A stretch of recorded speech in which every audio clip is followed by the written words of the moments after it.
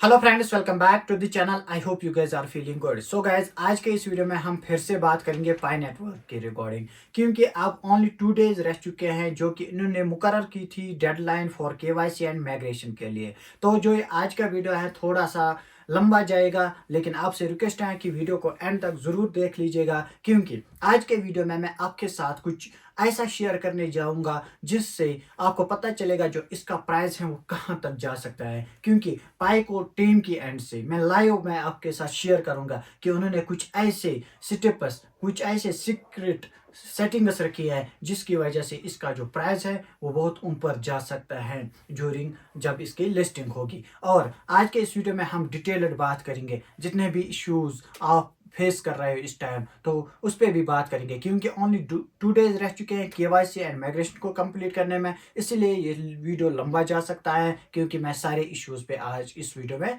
Step by step बात करूंगा। तो आपसे यही रिक्वेस्ट है कि अगर आप चैनल पे नए हो, चैनल को लाइक, शेयर एंड सब्सक्राइब करना मत भूलेगा।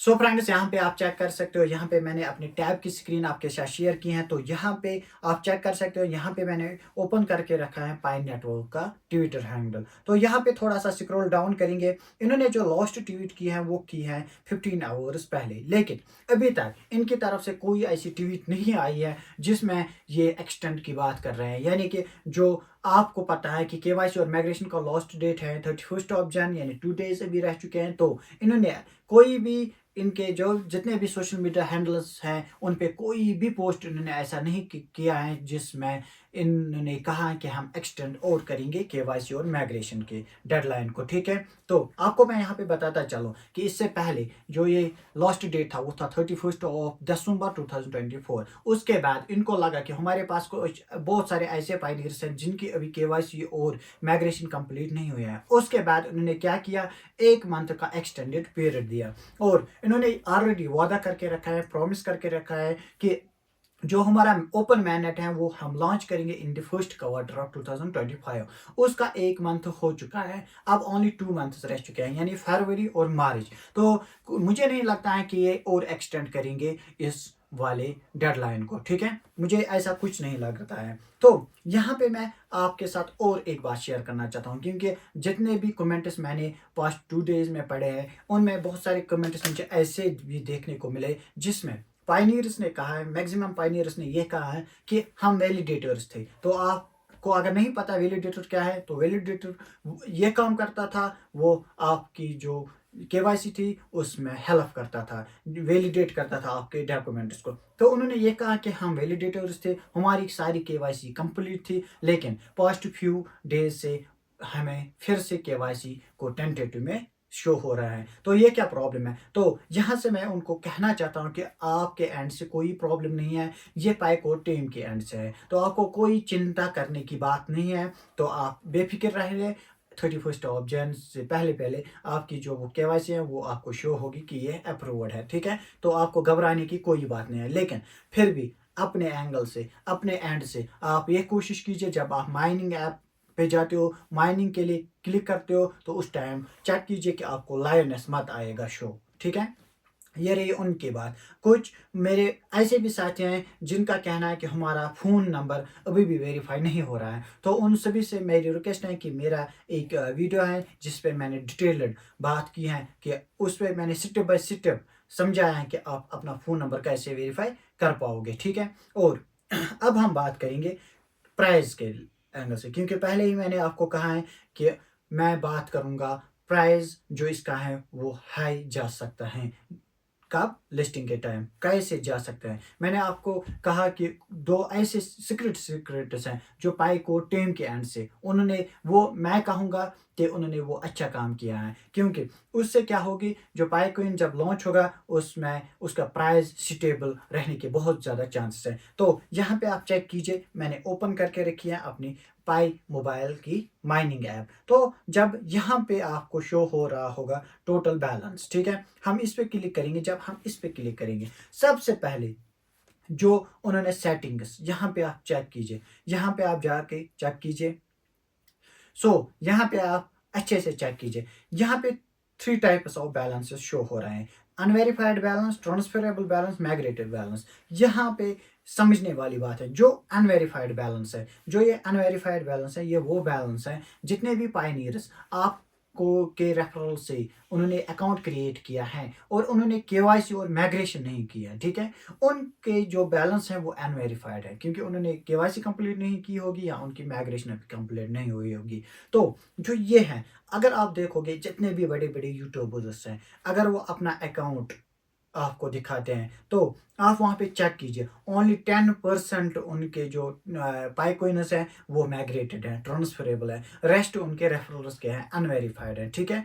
दैट मीन्स कि मैक्सिमम जितने भी पाइकोइनस आज तक माइन हुए हैं वो क्या है, अनवेरिफाइड में है। क्योंकि अब हमें आगे नहीं पता है कि पाई को टीम के एंड के ख्याल में क्या होगा, वो इन अनवेरिफाइड को हमें देंगे भी अगर हमारे रेफरल्स ने केवाईसी कंप्लीट नहीं किया। मुझे नहीं लगता है, क्योंकि उन्होंने साफ अभी तक कहा है कि जो जो रेफरल आपकी केवाईसी और माइग्रेशन कंप्लीट नहीं करता है तो वो उनके बोनसेस भी आपको नहीं मिलेंगे। वो इन फ्यूचर अगर उनका प्लान चेंज होता है तो वो आपके साथ मैं ज़रूर शेयर करूंगा, लेकिन यहाँ तक ये बात समझने की ज़रूरत है कि जितने भी पाई कोइनस माइन किए हैं पायनियर्स ने, उनमें से मैक्सिमम मैं मान के चलता हूँ 60% कॉइन्स ऐसे हैं जो कि अनवेरिफाइड है, यानी कि वो उनको क्या करेंगे, बर्न आउट करेंगे, ठीक है। ये रही पहली बात। दैट मीन्स जब ये लिस्ट होगा ये बहुत कम कॉइनस के साथ मार्केट में आएगा, लिस्ट होगा, ठीक है।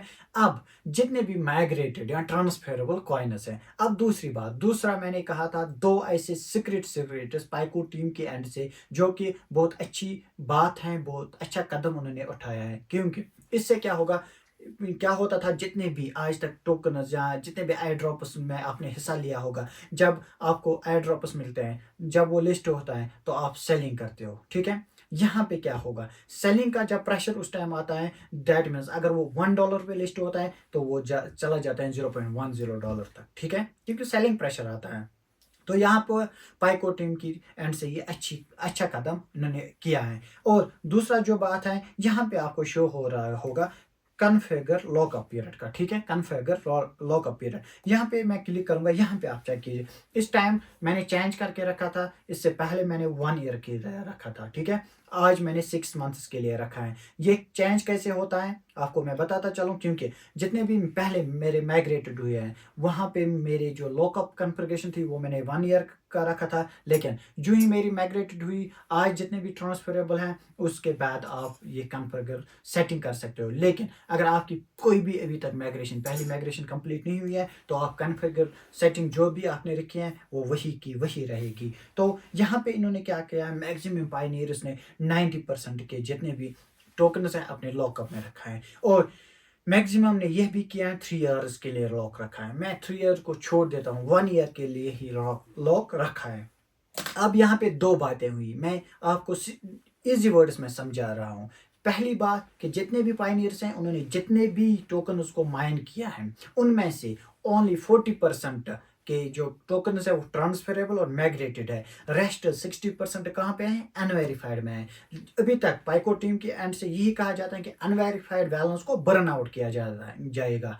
तो दैट मीन्स की जो सप्लाई है बहुत कम आएगी, ठीक है, यानी कि ट्रांसफरेबल और मैग्नेटेड की सप्लाई बहुत कम है। अब जब ये हम आते हैं किस स्टेप पर, स्टेप नंबर 2 पे, यहाँ पे कन्फिगर लॉकअप का सेटिंग है। यहाँ पे भी बहुत सारे पाइनियर्स ने 3 इयर्स 1 ईयर के लिए 90% टोकन रखे हैं। दैट मीन्स ये मिनिमम सप्लाई के साथ लिस्ट होगा। दैट मीन्स उस टाइम इसके जो चांसेस हैं, बहुत ही ज़्यादा चांसेस है कि जी इसका जो प्राइस है अच्छा खासा रह सकता है। मैं मान के चलता हूँ कि जितने भी आज तक एयर ड्रॉप्स हुए हैं उनसे बेहतर इसका प्राइस चला जाएगा लिस्टिंग के टाइम, ये मैं मान के चलता हूँ। क्योंकि मैं ऐसी बात नहीं करता हूँ कि मैं ऐसे ही आपके साथ कोई भी कुछ भी कहूँ, लेकिन मैं यहाँ पे रियलिस्टिक बात करता हूँ कि क्या है, प्रूफ के साथ मैंने आपके साथ शेयर किया है कैसे इसका प्राइस अच्छा खासा रह सकता है लिस्टिंग के टाइम, ठीक है।